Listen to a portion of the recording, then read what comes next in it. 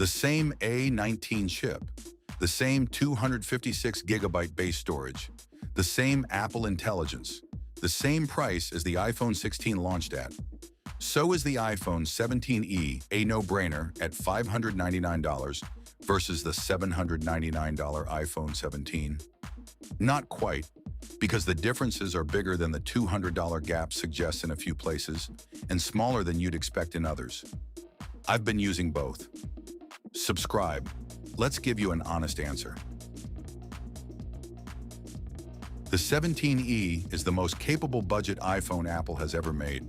The display is a 6.1-inch OLED at 60 Hz. Sharp and accurate, but fixed at 60 Hz with no always-on. The notch is still here rather than dynamic island.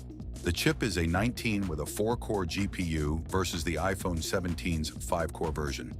Meaningful only in sustained GPU-heavy gaming. The rear camera is a single 48-megapixel lens. There's no ultra-wide. The C1X modem inside is Apple's own second-generation cellular chip, and in speed testing, it matched or beat the Snapdragon modem in the iPhone 17. The one area where the 17e technically leads its more expensive sibling. Battery life, 26 hours rated. MagSafe charges at 15 watts. 3 color options: black, white, soft rose. I used this as my daily phone for 2 weeks, and the honest experience is this. Everything you actually do on a phone every day feels exactly as fast as it does on the iPhone 17.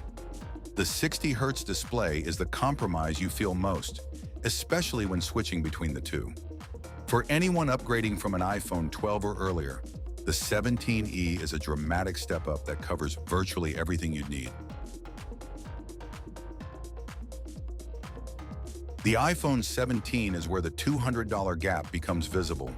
The display jumps to 6.3 inches at 120 Hz ProMotion with always on, smoother scrolling, a permanently visible clock and notifications without waking the screen, and peak outdoor brightness of 3,000 nits versus the 17's 1,200 nits, which is a real-world difference in direct sunlight.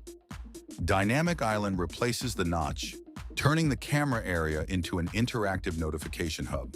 The camera system adds a full 48-megapixel ultra-wide lens. Not a crop, a real second sensor for wide landscapes and macro photography. Camera control button on the side for quick photo and video shortcuts. Battery life rated around 30 hours versus 26 hours on the 17e. MagSafe charges at 25 watts. 5 color options. And if this kind of honest phone comparison is what you're here for, subscribe right now.